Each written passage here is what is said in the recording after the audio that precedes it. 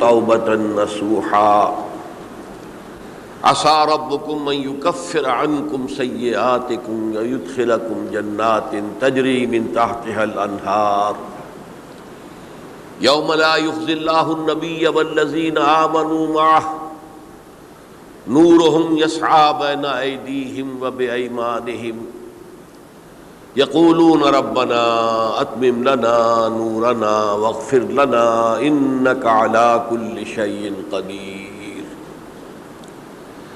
وقال عز وجل كما ورد في سورة النور وتوبوا إلى الله جميعا أيها المؤمنون لعلكم تفلحون. وقال جل وعلا كما ورد في سورة الزمر قل يا عبادي الذين أسرفوا على أنفسهم لا تقنطوا من رحمة الله إن الله يغفر الذنوب جميعا صدق الله العظيم. رب اشرح لي صدري ويسر لي أمري واحلل عقدة من لساني يفقهوا قولي. اللهم ربنا ألهمنا رشدنا وأعذنا من شرور أنفسنا. اللهم أرنا الحق حقا وارزقنا اتباعه وأرنا الباطل باطلا وارزقنا اجتنابه. اللهم وفقنا أن نتوب إليك توبة نصوحا آمین یا رب العالمین. آپ میں سے بہت سے حضرات کے علم میں ہوگا اخباری اطلاع کی بنیاد پر کہ میری آج کی گفتگو کا موضوع ہے توبہ کی عظمت اور اس کی تاثیر. اس کا پس منظر یہ ہے کہ پچھلے کئی مہینوں سے میری تقریر جو ہے وہ جو اس وقت عالمگیر حالات ہیں اور جو امت کو خطرات درپیش ہیں اور اس کے ضمن میں جو پیشین گوئیاں احادیث نبویہ میں موجود ہیں، جو میں کم سے کم یوں سمجھیے کہ 25 برس سے بیان کرتا آ رہا ہوں، لیکن اب وہ چشم سر کے سامنے آ رہی ہیں. پہلے وہ صرف یہ کہ انسان کو علمی اعتبار سے معلوم تھی، اب وہ صورتحال آنکھوں کے سامنے ہے. تو اس پر چونکہ گفتگو ہوتی رہی، لیکن ہر مرتبہ گفتگو کا اختتام اس پر ہوا کہ اس کا علاج کیا ہے، بچنے کا راستہ کون سا ہے. تو عام طور پر ایک لفظ پر توبہ، البتہ اس میں انفرادی توبہ، اجتماعی توبہ. انفرادی توبہ سے انسان اپنے گناہوں کی سزا سے بچ جاتا ہے. آخرت میں اللہ تعالیٰ اسے اپنے عفو و درگزر کا، اپنی رحمت کا، اپنے فضل کا مستحق قرار دے دیتا ہے. لیکن دنیا میں قوم کی حالت نہیں بدلتی جب تک اجتماعی توبہ نہ ہو. اس اجتماعی توبہ کے ضمن میں مختصراً تو میں نے کچھ باتیں عرض کی ہیں، لیکن پھر بھی چونکہ ہر مرتبہ گفتگو کے اختتام پر یہ بات آتی تھی اور وقت ختم ہو رہا ہوتا تھا، لہذا اس کے بارے میں تفصیل سے گفتگو نہیں ہو سکتی. تو آج میں نے طے کیا کہ جو حالات ہیں وہ تو اب سامنے آ رہے ہیں. جو سلسلہ شروع ہو گیا ہے عراق میں، جس کے بارے میں شیرون صاحب یہ کہہ چکے ہیں کہ عنقریب عراق پر ہمارا قبضہ ہوگا، یعنی امریکہ کا نہیں، اسرائیل کا قبضہ ہوگا. اور یہ بات بھی اب سامنے آ چکی ہے کہ مڈل ایسٹ کا پورا نقشہ بدل دینے کا پروگرام ہے. یہ جو مڈل ایسٹ کے ممالک ہیں یہ کب وجود میں آئے تھے؟ پچھلی صدی، 20ویں صدی میں جو پہلی جنگ عظیم ہوئی، اس سے پہلے یہ پورا علاقہ سلطنت عثمانیہ میں تھا، خلافت عثمانیہ کے تحت. پورا شمالی افریقہ، پورا یہ مغربی ایشیا، حجاز سمیت سارا معاملہ ایک سلطنت، ایک ملک، خلافت کے تحت. پہلی جنگ عظیم کے بعد پھر حصے بکھرے کیے انہوں نے، جیسے کہ مال غنیمت کو بیٹھ کر بعد میں تقسیم کیا جاتا ہے کہ اس عالم عرب کے جو ہیں اب ٹکڑے ٹکڑے کر دو اور انہیں باہم تقسیم کرو. مصر، عراق یہ برطانیہ، شام، الجزائر یہ فرانس کا، لیبیا اطالویوں کا، آگے ہسپانویوں کا۔ یہ سارے ٹکڑے جو ہوئے تھے اور ملک بنے تھے، یہ تو اس وقت کی بندر بانٹ تھی۔ اسی طرح اب کہا جا رہا ہے کہ اس جنگ کے بعد حقیقت میں مڈل ایسٹ کا نقشہ تبدیل کر دیا جائے گا۔ یہ صرف چینج آف ریجیم نہیں ہے، چینج آف ریجن ہے، علاقے کا۔ اور اس کو ہم اپنی اصطلاح میں جب کہیں گے تو گویا کہ ایک عظیم تر اسرائیل کے قیام کا منصوبہ ہے جس پر عمل کا آغاز ہو گیا، ورنہ اس جنگ کی کوئی وجہ سمجھ میں نہیں آتی۔ کوئی جرم ثابت نہیں ہوا صدام کا۔ پہلی خلیج کی جنگ میں تو اس کا جرم ثابت تھا، اس نے کویت پر حملہ کیا تھا۔ اس وقت تو کوئی جرم سرے سے ہے ہی نہیں۔ ان کے اپنے معائنہ انسپیکٹر جا کر بتاتے رہے کہ کچھ نہیں دیکھا ہم نے، وہاں کچھ نہیں پایا۔ اس حوالے سے سوچئے کہ کیا جواز، کوئی جواز پوری دنیا میں یہ بات تسلیم کی جاتی ہے کہ بلا جواز حملہ ہے، اور کس قدر شدت سے ہے، کتنی طاقت سے ہے، کتنی قوت سے ہے، کتنی فوجیں آئی ہیں، کتنے جو ہے خلیج کے اندر جہاز کھڑے ہوئے ہیں جن پر سے کہ ہوائی جہاز اڑتے ہیں، کتنے چھوٹے چھوٹے جہاز کھڑے ہوئے ہیں، کہاں کہاں سے حملے ہو رہے ہیں۔ تو اصل میں وہ کتاب الملاحم کے اندر حضور نے جن خبروں کی پیشن گوئی کی تھی وہ اب ہمارے سامنے ہے۔ اسی طرح پاکستان کا معاملہ ہوتے ہوتے رفتہ رفتہ ہمارے گرد گھیرا تنگ ہو رہا ہے۔ ہم پر ایک الزام تو وہ کہتے ہیں کہ آپ چاہے لاکھ دفعہ قسم کھا لیں ہم نہیں مانیں گے، شمالی کوریا کو ایٹمی صلاحیت جو ہے وہ آپ نے فراہم کی، ہمارے پاس ثبوت ہے۔ اس کے بدلے میں ان سے میزائل ٹیکنالوجی آپ نے لی ہے، ہمارے پاس ثبوت ہے۔ اور آپ کشمیر میں کراس بارڈر انفلٹریشن اور ٹیررزم کو روک نہیں سکے، آپ نے نہیں روکا ہے۔ اور یہ جو ہے فنڈامنٹلسٹ جو ہیں آپ کے ملک میں سر اٹھا رہے ہیں، 2 صوبوں میں ان کی حکومتیں بن گئی ہیں، اس سے تو اندیشہ ہے کہ کہیں ایٹمی صلاحیت جو ہے آپ کی وہ ان کے ہاتھ میں نہ چلی جائے، پھر تو وہ القاعدہ اور ٹیررسٹ کے حوالے پہنچ جائے گی۔ لہٰذا حالات جو ہیں بہت دگرگوں ہیں، اور یہی وجہ ہے کہ اس کا عکس ہمیں نظر آتا ہے بھارت کا جو طرز عمل ہے اس وقت، جس طرح تھریٹننگ انداز اس کا اس وقت ہے، اتنا اس سے پہلے کبھی نہیں تھا۔ وہ کہتے ہیں کہ جو اصول امریکہ نے اختیار کیا ہے کہ جس ملک سے مستقبل میں کوئی اندیشہ ہے اس پر پہلے سے حملہ کرنے کا حق حاصل ہے ہمیں، یہ نہیں کہ اس کا کوئی جرم ثابت ہو، ہمیں اندیشہ ہے لہذا ہمیں حملہ کرنے کا حق حاصل ہے، تو اسی طرح پھر ہمیں بھی پاکستان کے اوپر حملہ کرنے کا حق حاصل ہے۔ بہرحال میں ان میں اب زیادہ وقت صرف نہیں کرنا چاہتا، یہ چیزیں تو اب رائٹنگ آن دی وال کی حیثیت سے ہماری نگاہوں کے سامنے ہیں۔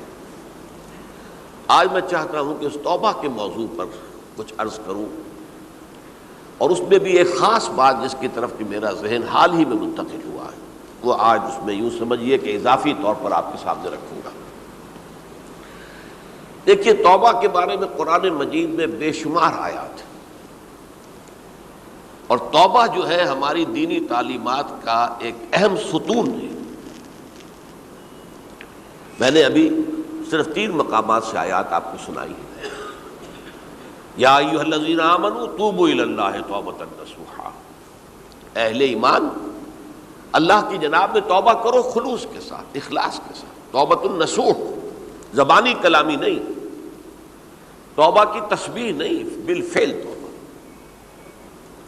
عسیٰ ربکم ان یکفر عنکم سیئاتکم، امید ہے تمہارا رب تمہاری برائیوں کو تم سے دور کر دے گا۔ یہ توبہ کی تاثیر ہے۔ اگر آپ کے اخلاق اور کردار میں کوئی غلط شے شامل تھی، اللہ تعالیٰ آپ کے کردار کے دامن کو دھو دے گا، اور آپ کے اعمال نامے میں اگر دھبے لگے ہوئے تھے تو اللہ تعالیٰ ان دھبوں کو بھی دھو ڈالے گا۔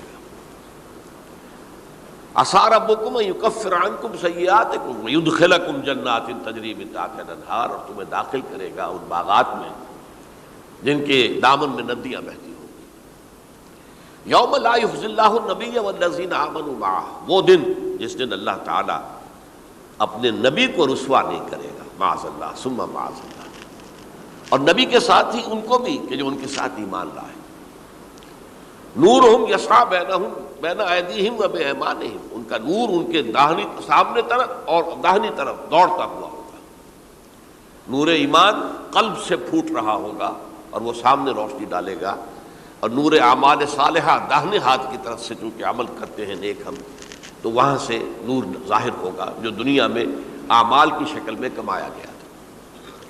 اور اس وقت یہ اہل ایمان کہتے ہوں گے یقولون ربنا اتمم لنا نورنا واغفر لنا، اے اللہ ہمارے نور کو کامل فرما دے. اس کا پس منظر یہ ہے کہ ظاہر بات ہے کہ ایمان کے درجات بھی بے شمار ہیں. کہاں ابو بکر صدیق کا ایمان، کہاں ایک عام صحابی کا ایمان، کہاں ہم جیسے غیر صحابہ عام مسلمانوں کا ایمان، کہ نسبت خاک رابع عالم پاک، اسی نسبت سے اس نور کی انٹینسٹی ہوگی. حضور نے فرمایا کچھ لوگوں کا نور تو اتنا ہوگا کہ وہ مدینے سے صنعاء تک اس کی روشنی پہنچ رہی ہوگی، یمن کے دارالحکومت تک. اور کچھ لوگوں کا نور اتنا ہوگا کہ صرف ان کے قدموں کے آگے روشنی ہو جائے گی، جیسے ٹارچ ہوتی ہے آپ کے ہاتھ میں. تو ظاہر بات ہے کہ اگر آپ کو رات کے وقت جنگل سے گزرنا ہو اور پگڈنڈی ہو کوئی اور اندھیری شب ہو، تو آپ کے لیے وہ ٹارچ بھی کس قدر بڑی غنیمت ہے کہ آدمی دیکھ لیتا ہے کہ سامنے سانپ ہے، کیا ہے، گڑھا ہے، کھائی ہے، کیا ہے. تو اس روز وہ جن کو وہ ٹارچ نصیب ہو گئی وہ بھی بہت خوش قسمت، بہت خوش قسمت، بہت خوش قسمت ہو گئے. لیکن ان کا کیا کہنا جن کا نور مدینے سے صنعاء تک پہنچ رہا ہو. تو جن کے نور کی یہ انٹینسٹی کم ہوگی وہ اللہ سے دعا کرتے ہوں گے ربنا اتمم لنا نورنا، پروردگار ہمارے نور کو بھی کامل کر دے. تو نے اپنے ان بندوں پر کتنا فضل کیا ہے، کتنا بڑا نور ان کو عطا کیا. اتمم لنا نورنا، ہمارا نور بھی اس کا اتمام فرما دے، تکمیل کر دے. واغفر لنا، اور یہ کیسے ہوگا؟ ایسے ہوگا کہ ہمارے گناہوں کی پردہ پوشی کر دے. گناہوں کی پردہ پوشی ہوگی تو پھر اس نور کی انٹینسٹی میں اضافہ ہو جائے. واغفر لنا انک علی کل شیء قدیر، یقیناً تو ہر شے پر قادر. پھر میں نے آپ کو آیت سنائی سورہ نور کی، یہ آیت نمبر 31 بڑی طویل آیت ہے، اس کا آخری ٹکڑا ہے وَتُوبُوا إِلَى اللَّهِ جَمِيعًا أَيُّهَا الْمُؤْمِنُونَ لَعَلَّكُمْ تُفْلِحُونَ، اے ایمان والو اللہ کی جناب میں سب مل جل کر توبہ کرو تاکہ تم فلاح پاؤ. یہ گویا کہ اجتماعی توبہ کا جو میں نے آپ کے سامنے اصطلاح بیان کی ہے، یہ اس کا نقشہ ہے. اور ایک اور آیت جو میں نے آپ کو سنائی سورہ زمر کی آیت نمبر 53. بعض لوگوں پر کچھ مایوسی طاری ہو جاتی ہے، ہم اتنے عرصے سے گناہ کرتے چلے آ رہے ہیں، کیسے معافی ہوگی، کیسے ممکن ہے، کیسے چھٹکارا ملے گا. ایسے لوگوں کے لیے ان کے اطمینان کے لیے، ان کی دلجوئی کے لیے، ان کی تسلی کے لیے یہ آیت عظیم ترین آیات میں سے قرآن مجید کی. قل یا عبادی الذین اسرفوا علی انفسہم، اے نبی کہہ دیجئے اے میرے وہ بندو جنہوں نے اپنی جانوں پر ظلم کیا ہے، ظلم اٹھایا ہے، زیادتی کی ہے. تم اگر گناہ کرتے رہے ہو تو اپنی جان پر ظلم کیا ہے، میرا تو کچھ نہیں بگاڑا. اللہ تو غنی ہے، اس کی تو سلطنت میں کوئی کمی نہیں آتی. ایک حدیث قدسی میں الفاظ آئے ہیں میرے بندو اگر تم سب کے سب اولکم و آخرکم و انسکم و جنکم، تمام انس و جن اور اولین سے لے کر آخرین تک کسی بدترین انسان جیسے فاسق و فاجر ہو جائیں، سب ابلیس بن جائیں، تب بھی میری سلطنت میں کوئی کمی نہیں ہوگی. اور اگر تم سب کے سب اولین و آخرین اور انس اور جن سب مل کر جو متقی ترین انسان ہو سکتا ہے ویسے بن جاؤ، ابو بکر صدیق بن جاؤ، تب بھی میری سلطنت میں کوئی اضافہ نہیں ہوگا. تو اللہ تعالیٰ کا تو کچھ بگڑتا نہیں ہے. انسان گناہ کرتا ہے تو اپنا نقصان کرتا ہے. قل یا عبادی الذین اسرفوا علی انفسہم، کہہ دیجئے اے نبی اے میرے وہ بندو جنہوں نے اپنی جانوں پر ظلم کیا ہے، ستم کیا ہے، ظلم اٹھایا ہے، لا تقنطوا من رحمت اللہ. میں آج بعض حدیثیں اس موضوع پر آپ کو سناؤں گا، عجیب چشم کشا حدیثیں ہیں.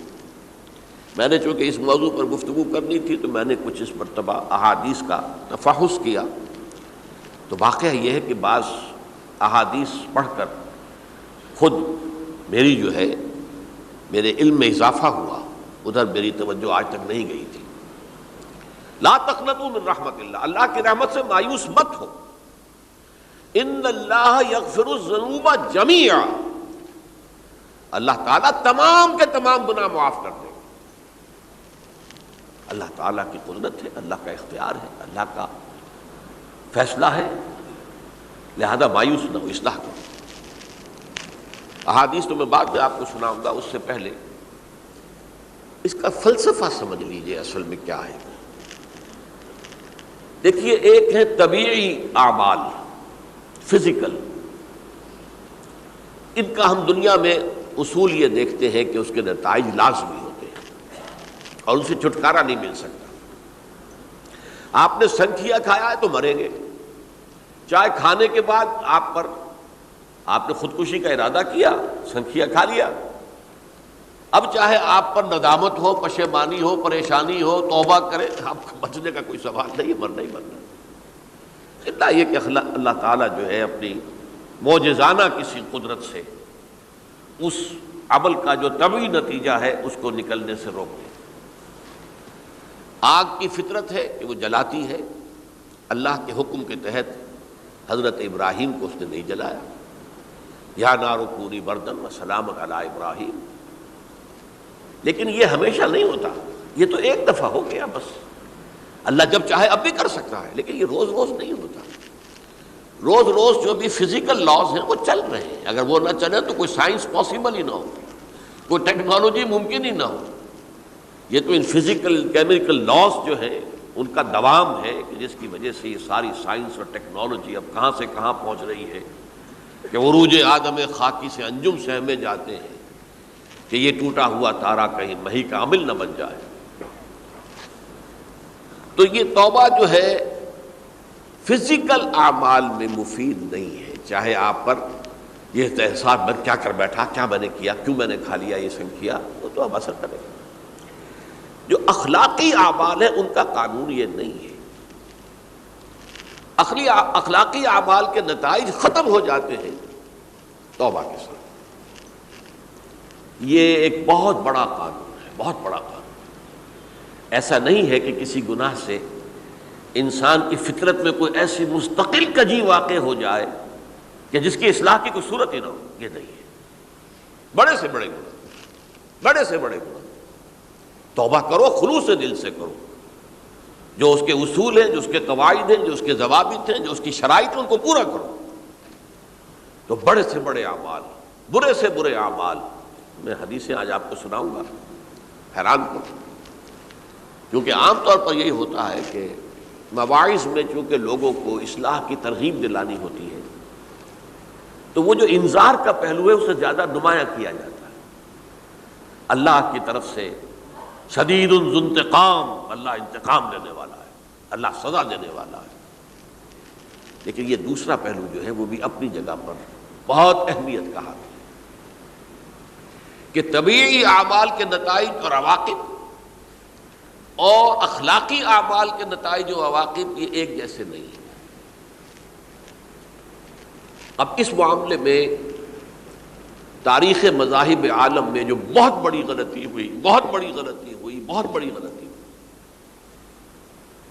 تورات میں حضرت آدم اور حوا علیہ السلام سے جو غلطی اور خطا ہو گئی تھی، آپ اندازہ کیجئے کیا مقام اللہ نے عطا کیا تھا، سارے فرشتوں کو ان کے سامنے سجدہ کروا دیا تھا، اور ایک ہی حکم تو دیا تھا نا کہ اس درخت کے قریب نہ جانا، اور تو ابھی کوئی شریعت نہیں تھی، کوئی لمبے چوڑے احکام نہیں تھے، کھاؤ جہاں سے چاہو، اس ایک درخت کے پیچھے پاس نہ جانا، وَلَا تَقْرَبَا هَٰذِهِ الشَّجَرَةَ فَتَكُونَا مِنَ الظَّالِمِينَ۔ اور وہی کام کر بیٹھے حضرت آدم اور حضرت حوا علیہ السلام۔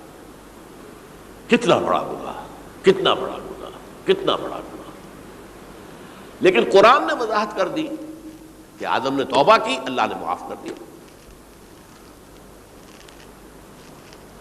اللہ تعالیٰ سے کلمات سیکھے، ندامت دل میں پیدا ہو گئی حضرت آدم کو، لیکن الفاظ نہیں تھے کن الفاظ میں اللہ سے معافی مانگوں، مجھ سے خطا ہو گئی، بہت بڑی غلطی ہو گئی۔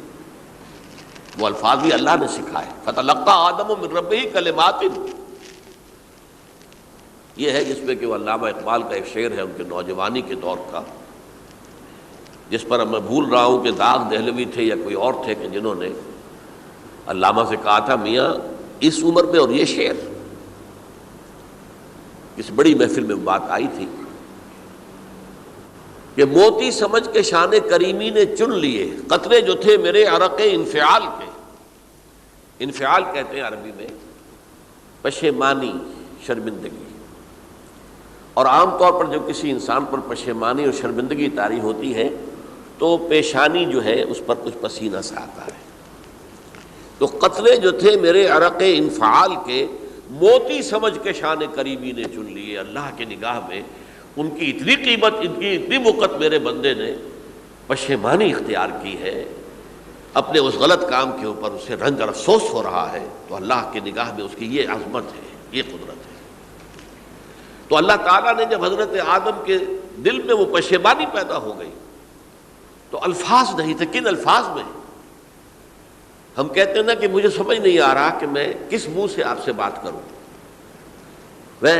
میری یہ حیثیت نہیں ہے، میں کن الفاظ میں اپنی جو ہے خطا کا اعتراف کروں۔ تو اللہ نے وہ کلمات خود سکھا دیے، فتلقى آدم من ربہ کلمات فتاب علیہ انہ هو التواب الرحیم۔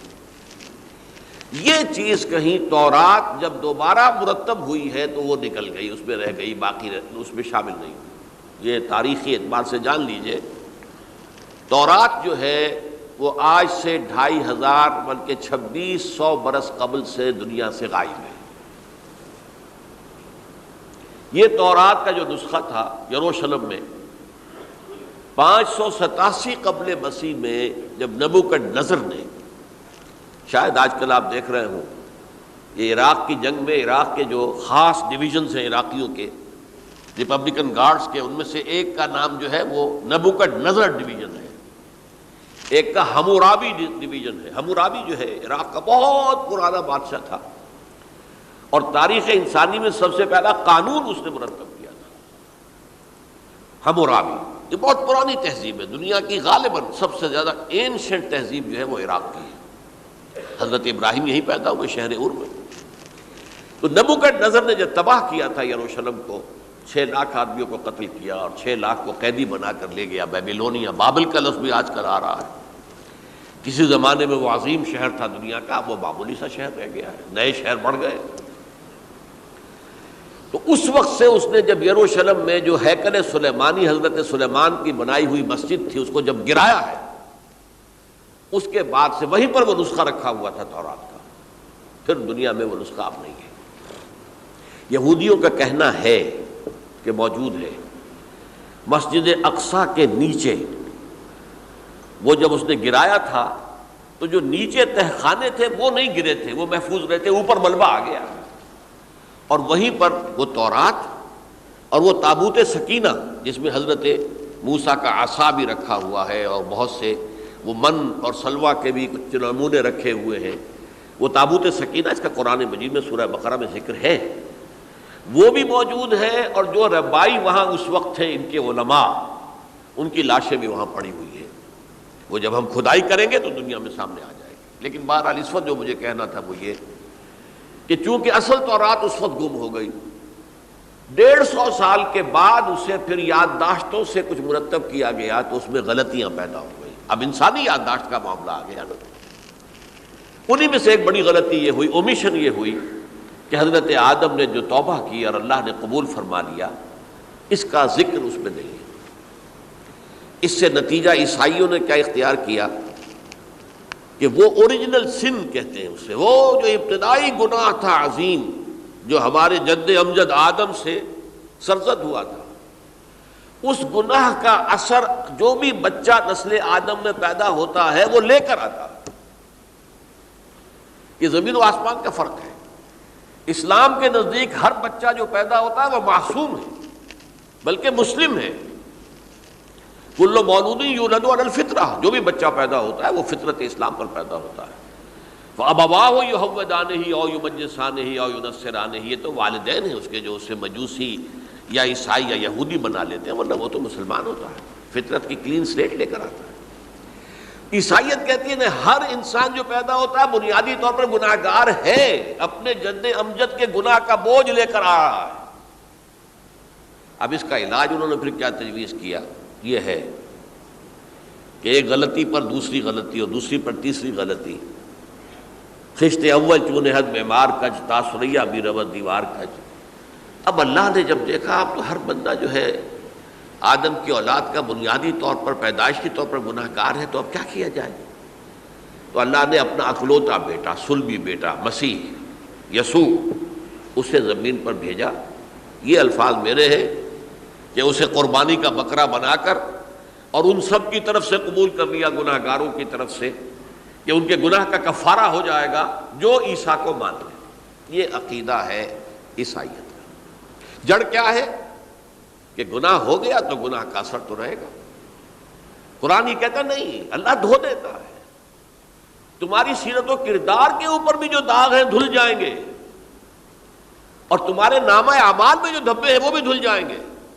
توبہ کرو، توبوا الی اللہ توبۃ نصوحا، کرو وہ توبہ کے جو بالکل خلوص دل کے ساتھ ہو۔ اب میں ذرا آپ کو کچھ احادیث سنانا چاہتا ہوں۔ ایک طرح کا یہ تبشیر کا پہلو ہے آج ہماری گفتگو میں کہ جو نمایاں ہوگا۔ یہ بعض احادیث تو چھوٹی چھوٹی ہیں اور یہ بہت مرتبہ میری گفتگو میں آ چکی ہیں، صرف اس وقت حوالہ دے کر گزر جاؤں گا۔ یہ ترمذی اور ابن ماجہ میں حضرت انس ابن مالک رضی اللہ تعالی عنہ سے روایت ہے، حضور نے فرمایا کل بنی آدم خطاؤون وخیر الخطائین التوابون، تمام بنی آدم خطا کار ہیں، خطا کار بھی نہیں، بہت خطا کار ہیں، بہت خطا کار ہیں، لیکن ان خطا کاروں میں بہتر لوگ وہ ہیں کہ جو خوب توبہ کرتے ہیں۔ غلطی ہو گئی توبہ کر لو۔ اور ایک اور حدیث میں آپ کو بتاؤں گا کہ یہ نہیں ہے کہ پھر کبھی وہ غلطی نہ ہو، اس وقت آپ یہ لگا لیں اپنے اوپر یہ کام میں نے نہیں کرنا، اور ایک دفعہ وہ کام چھوڑ دیں تو توبہ ہو گئی۔ پھر اگر کچھ عرصے کے بعد پھر کہیں آپ جذبات کی رو میں بہہ گئے، پھر کہیں کوئی برے اثرات جو ہے وہ پڑے، پھر غلطی، کوئی بات نہیں، پھر توبہ کرو، پھر ہو گیا پھر توبہ کرو۔ تواب اسی لیے کہا بار بار بار بار بار بار توبہ کرنے والے۔ تو کل بنی آدم خطاؤون وخیر الخطائین التوابون۔ دوسری حدیث یہ بھی ابن ماجہ اور بہقی میں ہے، حضرت عبداللہ ابن مسعود رضی اللہ تعالی عنہ، التائب من الذنب کمن لا ذنب لہ، گناہ سے توبہ کرنے والا ایسے ہے جیسے اس نے کبھی گناہ کیا ہی نہیں۔ دھل جاتی ہے، تختی دھل گئی، بچے نے تختی لکھی تھی اس کو دھو دیا، ختم ہو گئی۔ ایک حدیث تو پڑھ کر میں بھی چونکا، یہ اصل میں اسلوب ہے بیان کا، بتانے کے لیے کہ تمہارے دلوں کے اندر مایوسی کا غلبہ نہ ہو جائے۔ مایوس اصل میں جو ہے مایوسی یہ ابلیسیت ہے، نوٹ کر لیجئے اس کو۔ مایوسی ابلیسیت کی کا عکس ہے۔ مبلس کہتے کسے جو مایوس ہو گیا؟ ابلیس سب سے بڑھ کر مایوس جو ہے وہ ابلیس ہے۔ اسے معلوم ہے میرا چھٹکارا تو نہیں ہے، لہذا میں جتنوں کو اپنے ساتھ لے کر جہنم میں جھونک دوں یہی میری کمائی ہے، میں نے تو بچنا نہیں۔ تو ابلیس کہتی ہے اس کو جو انتہائی مایوس، مبلس، جو رحمت خدا بندی سے مایوس ہو چکا۔ اب اس کو دور کرنے کے لیے حدیث سنیے، اور یہ حدیث مسلم شریف کی ہے، صحیحین کے اندر، حضرت ابو ہریرہ سے۔ حضور فرماتے ہیں والذی نفسی بیدہ، قسم ہے اس ذات کی جس کے ہاتھ میں میری جان ہے، لو لم تذنبوا، اگر تم لوگ گناہ نہ کرتے، لذهب اللہ بکم، تو اللہ تعالیٰ تمہیں لے جاتا کہیں اور، ولجاء بقوم یذنبون، اور پھر کسی ایسی مخلوق کو پیدا کرتا ہے جو گناہ کرتے، فیستغفروا اللہ، اور پھر وہ اللہ سے استغفار کرتے اور توبہ کرتے فَيَغْفِرُ لَهُمْ، اور اللہ تعالیٰ انہیں معاف کر دیتا۔ تو میں نے عرض کیا کہ یہ بعض چیزیں ہوتی ہیں کہ جن کا واقع سے کوئی تعلق نہیں ہوتا، لیکن ایک زور بیان کے لیے، ایک بات کو ایمفیسائز کرنے کے لیے، جیسے قرآن مجید میں آتا ہے، اے نبی کہہ دو ان کان للرحمن ولد فانا اول العابدین، اگر اللہ کا کوئی بیٹا ہو تو میں سب سے پہلے میں اس کو پوجوں گا۔ جب میں اللہ کو پوجتا ہوں تو اللہ کا اگر کوئی بیٹا ہوتا تو کیا میں اسے نہ پوچھتا؟ لیکن نہیں ہے۔ اب یہ نہیں ہے، نفی کے لیے زور دیا کہ اگر اللہ کا کوئی بیٹا ہوتا، لو کان للرحمن ولد فانا اول العابدین۔ اسی طرح یہ ہے کہ اگر انسان گناہ نہ کرتے اور گناہ کے بعد توبہ کر کے اللہ تعالیٰ کی شان غفاری کا ظہور نہ ہوتا، یعنی یہ بھی ایک عجیب فلسفے کی بات ہے، اللہ نے یہ کائنات کیوں پیدا کی؟ قرآن مجید میں اس کو براہ راست ایڈریس نہیں کیا گیا اس مسئلے کو، میرے علم کی حد تک۔ ہو سکتا ہے کہیں بہت خفی انداز میں ہو اور ابھی تک میری نگاہ سے بھی جو ہے وہ چھپا رہ گیا، ہو سکتا ہے قرآن مجید کے غامض نکات ایسے ہو سکتے ہیں۔ کوئی شخص، میں تو کہتا ہوں کہ اگر کوئی شخص کہتا ہے، میرے بارے میں ایک عالم دین نے کہہ دیا تھا کہ اسے قرآن پر بڑا عبور حاصل ہے، تو میں نے انہیں پیغام پہنچایا، جن صاحب نے مجھے ان کا یہ جملہ سنایا تھا کہ آپ نے قرآن کی توہین کی ہے، قرآن پر عبور کسی انسان کو نہیں ہو سکتا۔ عبور کا مفہوم کیا ہے؟ دریا کے دو کنارے ہیں، آپ اس کنارے سے اس کنارے چلے گئے تو آپ نے عبور کیا دریا۔ قرآن کے کنارے ہیں ہی نہیں، لا پیدا کنار۔ لہذا یہ کہہ دینا کسی کے بارے میں کہ قرآن مجید، اب انہوں نے تو ایک طرح سے میری تعریف کی تھی، میرے ایک ساتھی سے جملہ کہا تھا، ان کے وہ عزیز تھے، تو گویا کہ وہ جو میری تنظیم میں تھے ان کو خوش کرنے کے لیے کہہ دیا ہو یا جو بھی ہو، ان کے دلی جذبات ہو سکتا ہے کہ میں نے کہا انہیں یہ پہلا پیغام پہنچا دیجیے، آپ نے قرآن کی توہین کی ہے۔ قرآن پر عبور کسے ہو سکتا ہے؟ نہ معلوم کتنے مقامات ہیں کہ جہاں امام راضی بھی کھڑے ہوئے ایسے نظر آتے ہیں، دہشت زدہ، اعلم ان ھذا المقام مقام غامض مہیب عمیق، ہوشیار کے رہ بردم تیغست قدم را، ہوشیار ہو جاؤ، یہ بڑا خطرناک مقام ہے، بہت مشکل مقام ہے، اس کے تہ تک پہنچنا کسی کے لیے ممکن نہیں ہے۔ سورہ حدید کی آیت هو الاول والآخر والظاہر والباطن پر یہ الفاظ ہیں جو امام راضی نے لکھے۔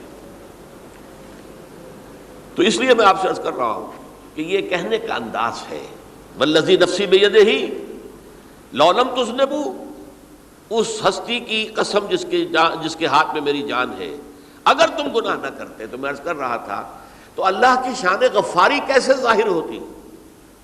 اللہ نے کائنات کیوں پیدا کی؟ کنت کنزا مخفیا فاحببت ان اعرف فخلقت الخلق۔ محدثین کرام اگرچہ اس حدیث کی سند کو پختہ نہیں مانتے، لیکن اکثر مفسرین نے اس کو تسلیم کیا ہے۔ علامہ آلوسی نے تسلیم کیا کہ میں ایک چھپے ہوئے خزانے کے مانند تھا۔ اب خزانہ کہیں پڑا ہے، اس کا کیا حاصل کیا ہے؟ وہ تو کہیں کھلے، کسی کے پاس جائے، کوئی اسے فائدہ اٹھائے تب تو کوئی فائدہ ہوا نا۔ تو کن تو کنزا مخفیا، میرے اندر طاقت تھی، قوت تھی، خلاقی تھی، میری شانیں ساری میرے اندر ہی اندر تھی نا۔ کن تو کنزا مخفیا فاحببت ان اعرف، تو میں نے یہ چاہا کہ مجھے پہچانا جائے۔ فخلقت الخلق، تو میں نے خلق کی تخلیق کی ہے، اب مجھے پہچانو اس کائنات کے ذریعے سے، یہ میری تخلیق ہے، آؤ دیکھو۔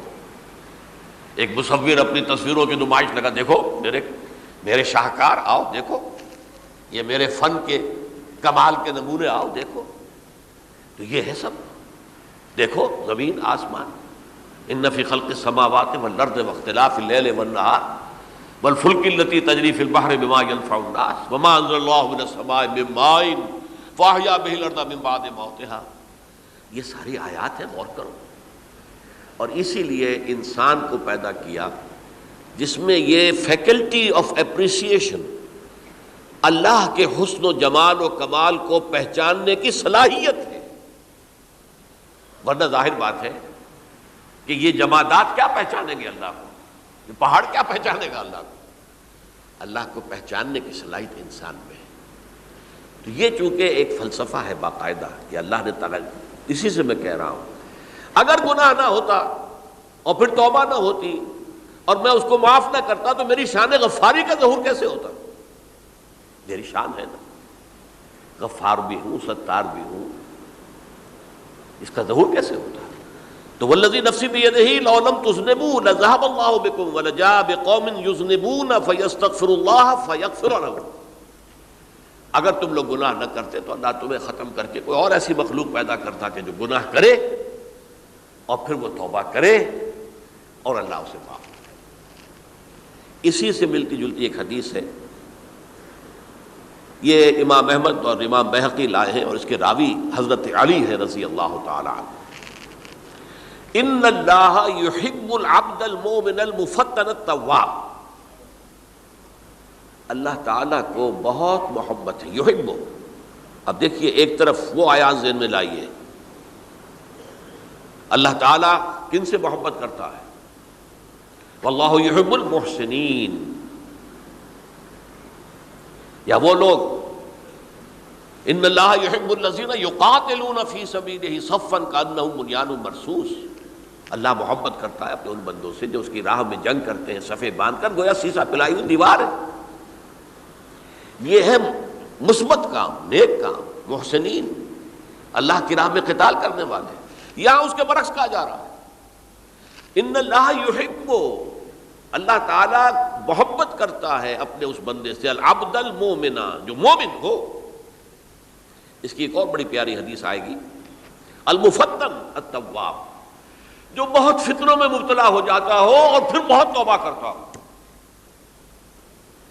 مفتن التواب، لیکن ساتھ ہی پلٹتا ہو، رجوع کرتا ہو، پھر اللہ کے حضور میں حاضر ہوتا ہو، پھر معافی مانگتا ہو۔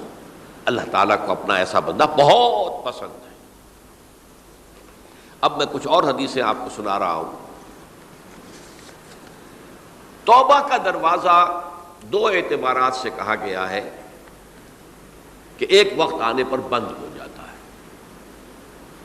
ایک حدیث کے تو الفاظ میں نوٹ کر کے نہیں لایا ہوں کہ اللہ تعالیٰ نے توبہ کا ایک دروازہ اتنا چوڑا کھلا رکھا ہوا ہے کہ جس کو عبور کرنا جو ہے وہ سال ہا سال میں ممکن ہو، اور یہ بند نہیں ہوتا جب تک کہ سورج مغرب سے طلوع نہ ہو جائے۔ یہ قیامت کی جو آخری، قریب قیامت کی جو آخری نشانیاں ہیں ان میں سے وہی حدیث میں آپ کو سنا رہا ہوں، عن ابی ہریرہ رضی اللہ تعالی عنہ، اور یہ مسلم شریف کی روایت ہے،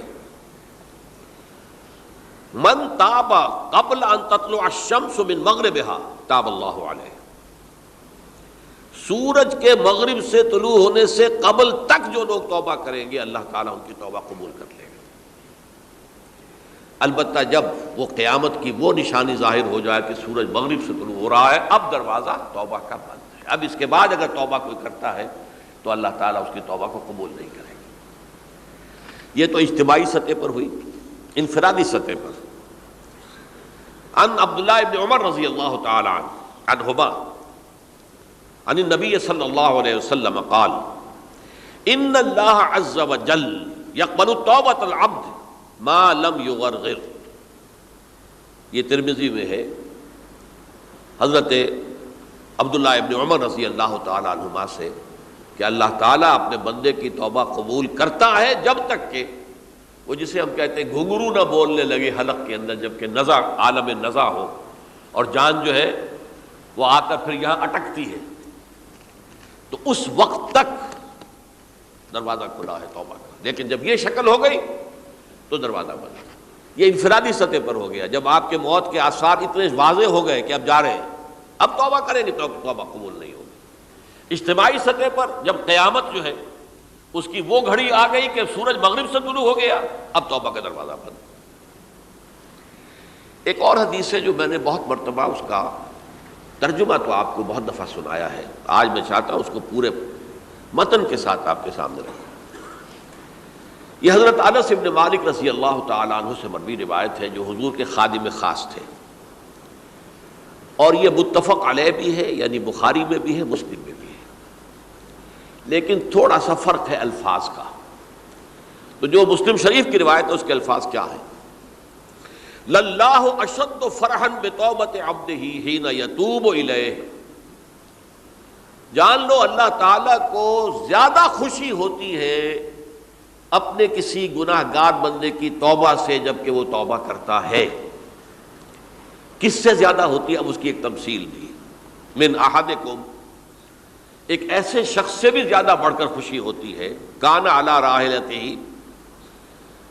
بارض الفلات، کہ جو بہت ہی دور دراز کے اور سنسان علاقے میں سفر کر رہا تھا، فانتحرفت منہ، اس کی سواری جو ہے گم ہو گئی، وعلیہا طعامہ وشرابہ، اسی پر اس کا کھانا بھی تھا اور پانی بھی تھا، اونٹنی پر سفر کر رہا تھا، اسی پر ہوتا ہے راحلہ جو ہے راستے کا سامان، اچانک کہیں بیٹھا ہے تھوڑی دیر کے لیے سستانے کے لیے، کہیں اونگ آ گئی اور اونٹنی صاحبہ غائب ہو گئی۔ اب آنکھ کھلی اور اس نے دیکھا، فَأَيَّسَ مِنْهَا، تلاش کر کر کے مایوس ہو گیا، کہیں اونٹنی کا سراغ نہیں۔ اب ظاہر بات ہے کسی صحرا میں یہ کیفیت، اس کا مطلب کیا ہے؟ یقینی موت۔ فَأَتَى شَجَرَةً فَاسْتَجَعَ فِي ظِلِّهَا وَقَدْ أَيَسَ مِنْ رَاحِلَتِهِ، تو وہ ایک درخت کے نیچے اس کے سائے میں آ کے لیٹ گیا، گویا کہ موت کی امید میں۔ فَبَيْنَهُمَا وَهُوَ كَذَلِكَ إِذْ هُوَ بِهَا قَائِمَةٌ عِندَهُ، اس کی کہیں دوبارہ آنکھ لگی ہے، جو کھولا تو دیکھتا ہے اونٹنی تو موجود ہے، کھڑی ہے،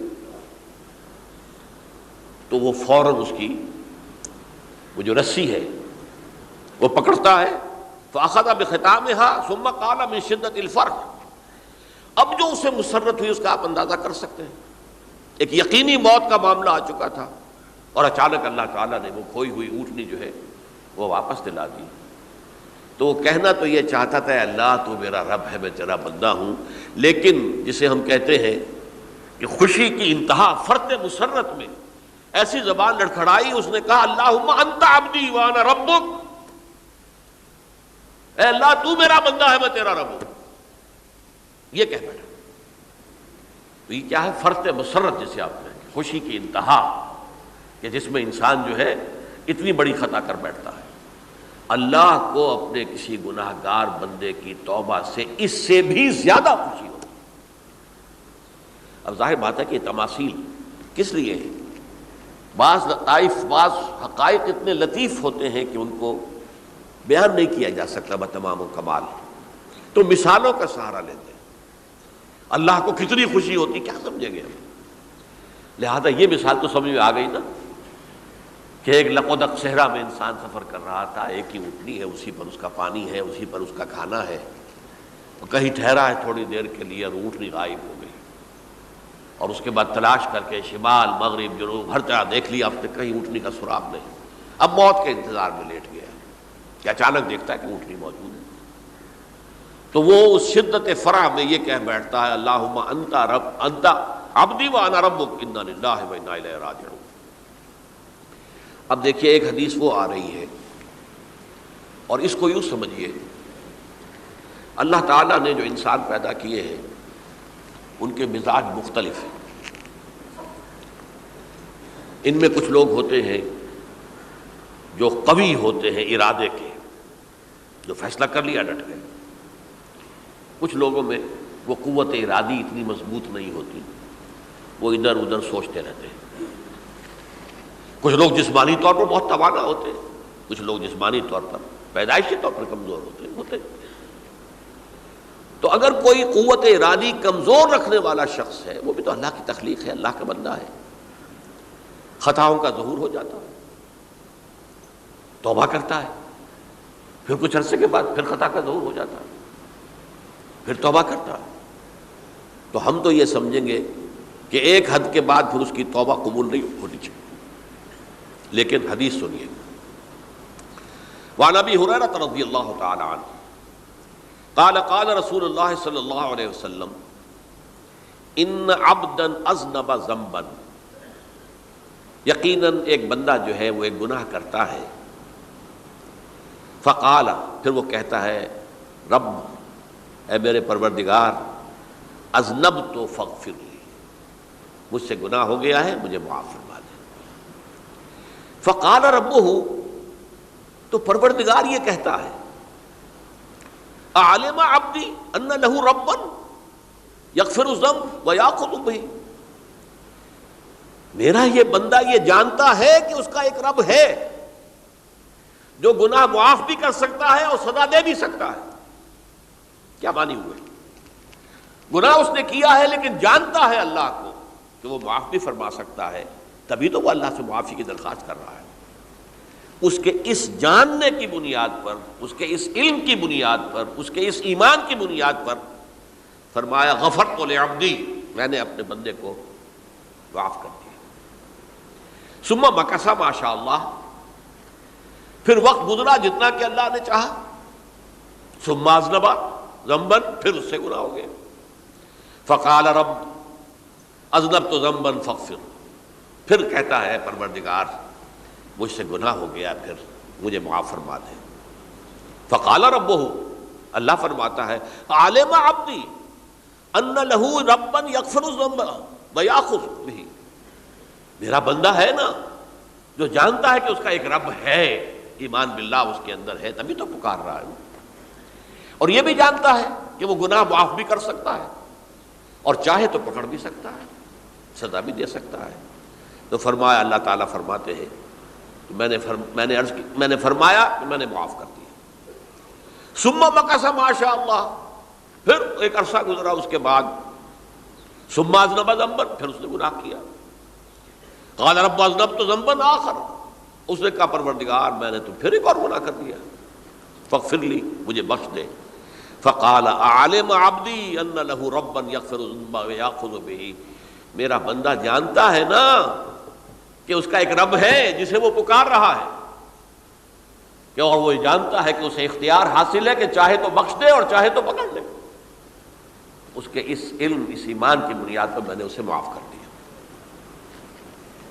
ایک اور حدیث، میں نے چونکہ اس گفتگو کے لیے ان احادیث کا تفحص کیا ہے، یہ تو بہت ہیں حدیثیں، میں نے ان میں سے کچھ چنی ہیں۔ ہمارے بعض واعظ ناصح وہ بھی کسی شخص کو روکتے رہے، برائیوں سے روکتے رہے، نہیں رکتا، تو کہیں غصے میں آ کے اللہ تجھے کبھی معاف نہیں کرے گا۔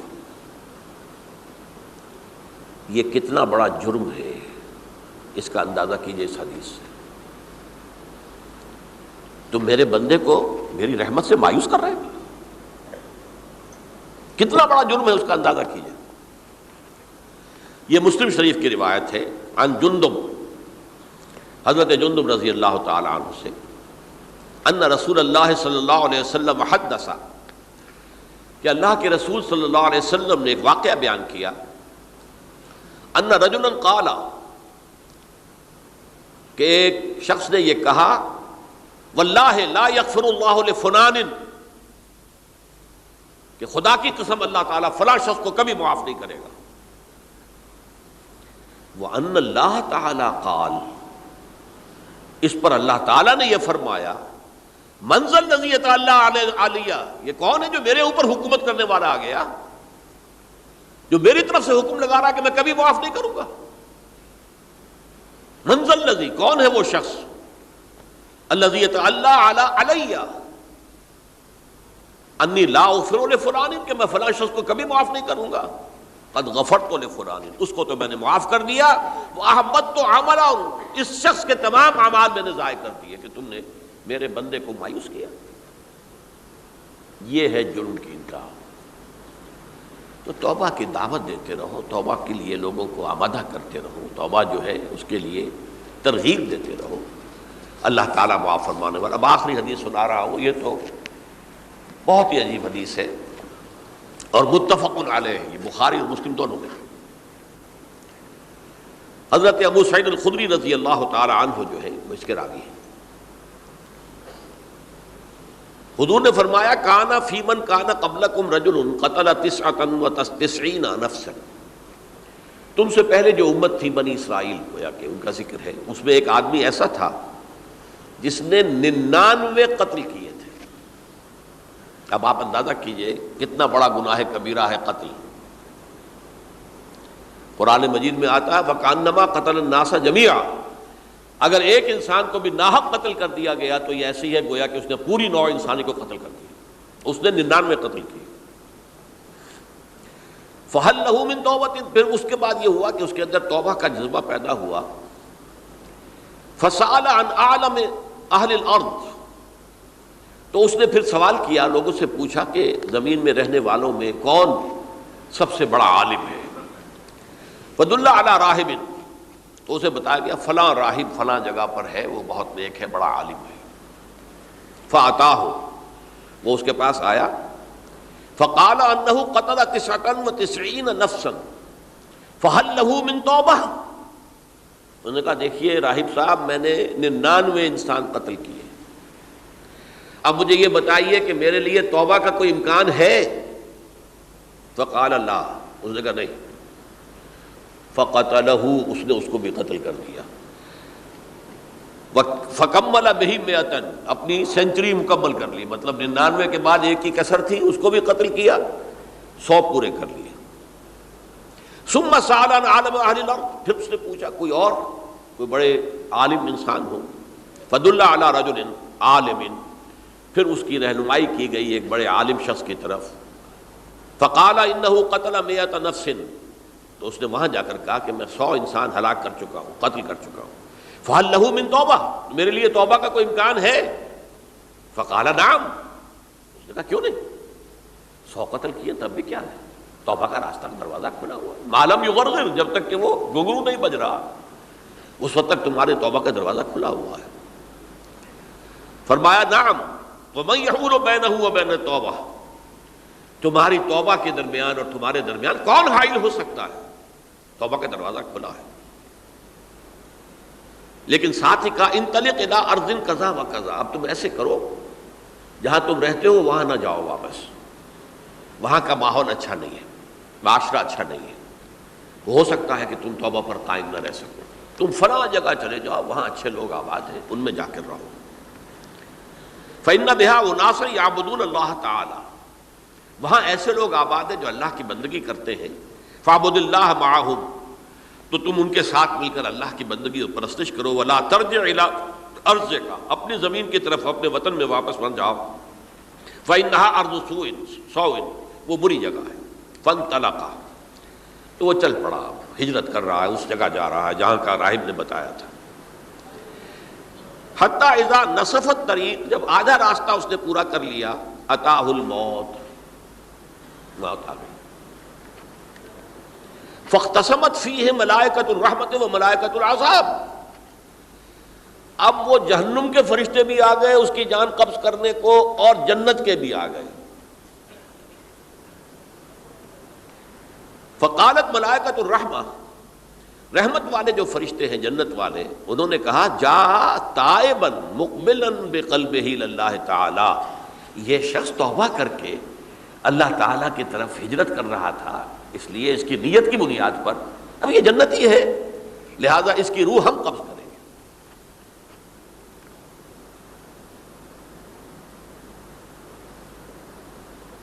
وقالت الملائکۃ العذاب. اور وہ جو عذاب والے فرشتے ہیں وہ کہیں گے انہ لم یعمل خیرا قط. اس نے توبہ کے بعد کوئی نیک عمل تو کیا ہی نہیں، تو کس بنیاد پر اس کو تم جنت میں لے جاؤ گے؟ اس کو تو دوزخ میں جانا چاہیے. فاتاہ ملک فی صورت آدمی.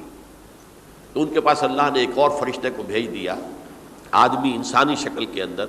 فجعلوہ بینہم. تو ان فرشتوں نے کہا بھائی ہمارا فیصلہ کرا دو، اس کی روح ہم لینا چاہتے ہیں یا ہم لینا چاہتے ہیں. انہیں حکم بنا لیا. فقال قیسوا ما بین الارضین فإلی ایتہما کان اقرب. کہ تم فاصلہ ناپ لو، جہاں سے وہ چلا ہے اور جہاں جا رہا تھا اور یہاں اس کی موت ہو رہی ہے، تو کون سا فاصلہ زیادہ ہے. جب ناپا گیا، بلکہ ایک حدیث میں آتا ہے کہ اس پر اللہ نے زمین کو جو ہے حکم دے دیا، ایک طرف والی زمین تو سکڑ جا، دوسری والی جو ہے تو پھیل جا، تاکہ وہ جو جدھر جو جا رہا تھا وہ زیادہ قریب ہو جائے بنسبت اس کے کہ جہاں سے وہ چلا تھا. تو اس فیصلے پر پھر جو فرشتے تھے جو کہ رحمت کے فرشتے تھے، وہ اس بندے کو لے گئے جنت کے اندر۔ یہ ہے توبہ کی عظمت اور اس کی تاثیر۔ اب آئیے اجتماعی توبہ کا طریقہ کار جو میں نے بہرحال بیان کیا ہے۔ پہلے افراد توبہ کریں اور صحیح توبہ کریں۔ صحیح توبہ کیا ہے؟ ہماری زندگیوں میں کوئی حرام شے ہے فوراً نکال باہر کریں۔ ہماری معاشرت میں اور اس معاشرے میں رہتے ہوئے جو قانون ہے جس کے ہم پابند ہیں، ہم کسی زانی کو رجم نہیں کر سکتے، ناممکن ہے، یہ تو قانون ہی بنے گا تب ہوگا نہیں۔ ہم کسی چور کا ہاتھ نہیں کاٹ سکتے، تو قانون بنے گا تو ہوگا۔ تو ہم جن چیزوں پر عمل نہیں کر سکتے قانوناً، ان کے علاوہ باقی پوری شریعت جس پر عمل کیا جا سکتا اس پر عمل پیرا ہونا ہے۔ سود میں بند نہیں کر سکتا، بینکوں کو میں آگ نہیں لگا سکتا، اور بینکوں کو آگ لگا دیں گے تبھی سود تو ختم نہیں ہوگا، لیکن یہ تو کر سکتا ہوں نا کہ براہ راست سود میں ملوث نہ ہوں، سود پر قرضہ لے کر اپنا کاروبار نہ چمکاؤں، نہ بڑھاؤں، سود پر قرضہ لے کر اپنے مکان نہ اونچا کروں، یہ تو کر سکتا ہوں۔ تو کم سے کم جو ڈائریکٹ کسی نے قانون نہیں بنایا کہ لازم ہے آپ پر کہ آپ سودی قرضہ لیں اور اپنی بلڈنگ عالی شان بنا لیں، کسی نے نہیں کیا۔ یہ اگر کر رہے ہیں تو آپ مجرم ہیں۔ آپ کے معاشرے میں کوئی قانون نہیں بنا کہ پردہ ختم، برقع حرام، مصر یہ ترکی میں تو کر دیا گیا تھا، برقع حرام، وہاں تو سر کو اوپر جو ہے ڈھانپنا جو ہے، سکارف لینا بھی ممنوع ہے، یہاں تو نہیں ہے۔ پھر یہاں جنہوں نے چھوڑا ہے مجرم خود ہے۔ یہاں تو اللہ کا شکر ہے کوئی ایسا مصطفیٰ کمال پیدا آج تک نہیں ہوا ہے کہ جس نے ان چیزوں کا حکم دیا۔ ہاں ترغیب ہے، ذرائع ابلاغ کے ذریعے سے، فحاشی ہے، اریانی ہے، لیکن چوز آپ خود کرتے ہیں، فیصلے کا اختیار آپ کا اپنا ہے۔ تو جن چیزوں کے اندر بھی گناہ سے بچنے کا امکان ہے اس کو عملاً ترک کیا جائے۔ اور نمبر 2، عزم مصمم کر لیا جائے کہ اللہ اب بقیہ زندگی جتنی بھی ہے اس میں اپنی توانائیاں، اپنی قوتیں، اپنی صلاحیتیں صرف کروں گا تیرے دین کی تبلیغ اور تیرے دین کے قائم کرنے کی جدوجہد۔ عزم مصمم۔ یہ لوگ اگر 14 کروڑ میں 14 لاکھ بھی ہو جائیں، بہرحال 2-4 کی توبہ کرنے سے ملک کی قسمت نہیں بدلتی۔ معتدل تعداد کے اندر جو ہے یہ لوگ اگر ایسے ہو جائیں اور پھر یہ کہ وہ مل کر اگر زور لگائیں تو واقعتاً اس ملک کے اندر شریعت اسلامی کا نفاذ ہو سکتا ہے، اللہ کا نظام قائم کیا جا سکتا ہے۔ یہ ملک بنایا اسی لیے گیا تھا۔ تو یہ توبہ کا جو ہے اجتماعی توبہ کا یہ پوری تفصیل تو میں بارہا بیان کر چکا ہوں۔ آج جو میں نے کہا تھا کہ ایک بات کی طرف میرا ذہن حالیہ منتقل ہوا ہے، اس سے پہلے نہیں ہوا۔ یہ توبہ کرنے والے لوگ جب تک 14 لاکھ نہیں ہیں، 1400 ہی ہوں، لیکن یہ اگر دعا کریں گے اللہ تعالیٰ کے خلوص کے ساتھ تو ان کی دعا قبول ہوگی۔ دعا بہت بڑی شے ہے۔ الدعاء مخ العبادہ، ٹھیک ہے، بڑا لمبا راستہ لگتا ہے یہ کہ 14 لاکھ انسان توبہ کرے یا 2 لاکھ یا 3 لاکھ انسان توبہ کرے، صحیح معنی میں توبہ کرے، اور پھر وہ جمع ہو، ایک طاقت بنے، تن من دھن لگانے کے لیے، جانے دینے کے لیے تیار ہو جائیں، تو لگتا ہے یہ کہ کافی لمبا ہے کہ دراز و دور دیدم رہو رسم پارسائی، یہ تو بڑا لمبا راستہ ہے۔ اسی سے لوگ کہتے ہیں کہ پھر کیا حل ہوا؟ یہ تو حل جو ہے تو کوئی عملی حل تو نہیں ہوا۔ اس میں میرا ذہن منتقل ہوا ہے دعا، اجیب دعوت الداعی اذا دعان امن یجیب المضطر اذا دعاہ۔ بھلا وہ کون ہے جو کسی مضطر کسے کہتے ہیں؟ ایک شخص نہایت پریشان حال ہو گیا ہو، نہایت پریشان حال، اور میں اللہ کو پکارے، پروردگار تو میری دستگیری فرما۔ اللہ کسی اور طرف مجھے کوئی توقع نہیں رہی، کوئی نہیں رہا جس سے مجھے کوئی امید ہو۔ یہ مضطر اضطرار کی حالت میں آ کر جب بالکل بے چین ہو کر اللہ کو پکارتا ہے تو اللہ اس کی دعا قبول کرتا ہے، اور دعا کی حد یہاں تک بھی آتے ہیں الفاظ کہ لا یرد البلاء قضاء الا بالدعاء. تقدیر الہی کو بھی اس لیے دو حصوں میں تقسیم کیا گیا. تقدیر مبرم، ایک تو اللہ کا وہ فیصلہ ہے جو ٹل نہیں سکتا کسی صورت میں. ایک تقدیر معلق ہوتی ہے تو صحیح اللہ کا فیصلہ، لیکن اس میں تبدیلی ہو سکتی ہے. یہ جو تقدیر معلق ہوتی ہے اس میں دعا انتہائی مؤثر شے ہے. لا يرد البلاء الا لا يرد القضاء الا بالدعاء. قضا جو ہے وہ نہیں بدل سکتی سوائے دعا کے. اس دعا کی تو کم سے کم ہم منادی کریں، لیکن پہلے شرط وہی ہے، ورنہ وہ دعا نہیں ہے، ورنہ وہ توبہ نہیں ہے. توبہ صحیح ہو، حرام سے اپنے وجود کو، اپنے گھر کو پاک کریں، اس کے بغیر کچھ نہیں.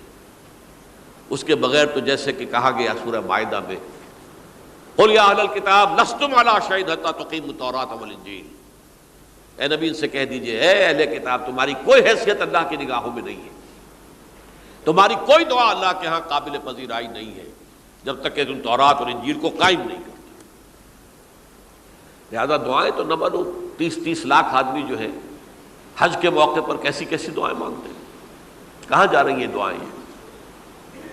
کہاں ہیں ان کی قبولیت کے آثار؟ توبہ صحیح ہو. اور توبہ کے بارے میں آج میں نے امکانی حد تک آپ کے سامنے آج ترغیب و تشویق کا پہلو رکھا ہے. مایوسی، اس کو کہا بھی جاتا ہے مایوسی کفر ہے. اور میں نے آپ سے کہا آج کہ لا تقنطوا من رحمت اللہ ان اللہ یغفر الذنوب جميعا. 99 قتل کیے ہوں، 100 قتل کیے ہوں، تب بھی توبہ کرو گے تو اللہ توبہ قبول فرمائے گا. اور کس شان کے ساتھ قبول فرمائے گا اس حدیث کے اندر آیا، متفق علیہ حدیث، صحیح بخاری اور صحیح مسلم کے اندر ہے. تو اگر ہم اس توبہ کی منادی کریں نمبر 1، اور جو لوگ توبہ کریں صحیح معنی میں، ایک طرف تو وہ جد و جہد شروع کر دیں اللہ کے دین کے قائم کرنے کی جد و جہد، اس میں پیچھے نہ رہیں، لیکن اس اثناء میں جو دعائیں وہ کریں گے اللہ تو نے یہ ملک ہمیں عطا کیا تھا، ہم نے اپنے زور بازو سے اسے نہیں حاصل کیا. یہ سلطنت خدا داد پاکستان ہے، اور اے اللہ اے خاص ہے خاصان رسول وقت دعا ہے، امت پہ تیری آ کے جب وقت پڑا ہے. میں اپنے احساسات جو ہیں آپ کے سامنے الفاظ میں بیان نہیں کر سکتا. یہ جب یروشلم کی تباہی ہوئی تھی جس کا میں نے ذکر کیا ہے، 6 لاکھ انسان قتل ہوئے تھے، اور 6 لاکھ کو نبوکدنضر جو تھا وہ ہانک کر بھیڑوں بکریوں کی طرح بیبیلونیا لے گیا تھا. اس سے پہلے کتنے ہی نبی اہل کتاب کے وہ کہتے رہے تھے کہ ہوش کرو، توبہ کر لو. بلکہ ایک جگہ کے الفاظ یہ ہیں درخت کی جڑ پر کلہاڑا رکھا جا چکا ہے، اب بھی ہوش میں آ جاؤ. ہوش میں نہیں آئے. دنیا پرستی جو بھی ان کے نفس پرستی جو بھی ان کے اوپر مسلط ہو چکی تھی، اس نے انہیں توبہ نہیں کرنے دی. تباہی و بربادی ہو گئی. آج ہماری نگاہوں کے سامنے عراق کے ساتھ کیا ہو رہا ہے، بغیر اس کے کہ کوئی جرم ہو سکا، بغیر اس کے. ہم تو بڑے بڑے جرم کر چکے ہیں ان کی نگاہ میں. نان پرولیفریشن ٹریٹی جو ہے اس کے خلاف ہمارا عمل جا رہا ہے. پوری دنیا کے اندر انہوں نے کہا کہ ہم اس کو ایٹمی صلاحیت کو نہیں پھیلنے دیں گے. وہ ایک خاص وقت میں افغانستان میں انہیں ہماری ضرورت تھی، اپنے اصل دشمن USSR اپنے مقابل کی طاقت کو ختم کرنے کے لیے. اس وقت انہوں نے اپنا منہ جو ہے پھیر لیا تھا، نہیں دیکھا تھا، اور ہمارے ہاں اللہ کی یہ رحمت آ گئی کہ ایٹمک صلاحیت بھی حاصل ہو گئی. اور پوری دنیا میں شاہ عبداللہ نے کہا تھا، پرنس عبداللہ نے، کہ یہ آپ کا نہیں ہے. یہ جو نواز شریف صاحب سے جب اس کا ہم نے دھماکہ کیا ہے، یہ بم آپ کا نہیں ہے، یہ پوری امت مسلمہ کا بم ہے. کیسے یہ برداشت کر سکتے ہیں یہودی اور یہودیوں کے اعلی کار عیسائی، خاص طور پر پروٹیسٹنٹس، ویسپ، وائٹ اینگلو سیکسن پروٹیسٹنٹس. تو سمجھ لیجئے کہ پاکستان کی جڑوں پر بھی تیشہ رکھا جا چکا. یہ میرے احساسات کی اس سے کم میں تعبیر ہو نہیں سکتی، لیکن اب بھی امکان ہے، اب بھی امکان ہے، اب بھی امکان ہے. توبہ کرو، توبہ کراؤ، مل جل کر طاقت بنو، کوشش کرو کہ یہاں اسلام کا نظام آ جائے. اور اس اثنا میں بھی دعا کرو اللہ تعالیٰ سے کہ اللہ ہمیں مہلت عطا فرما دے، ہمیں کچھ اور مہلت عطا فرما دے، اے اللہ ہمیں کچھ اور مہلت عطا فرما دے۔ بارک اللہ لی ولکم فی القرآن العظیم ونفعنی وإیاکم بالآیات والذکر الحکیم۔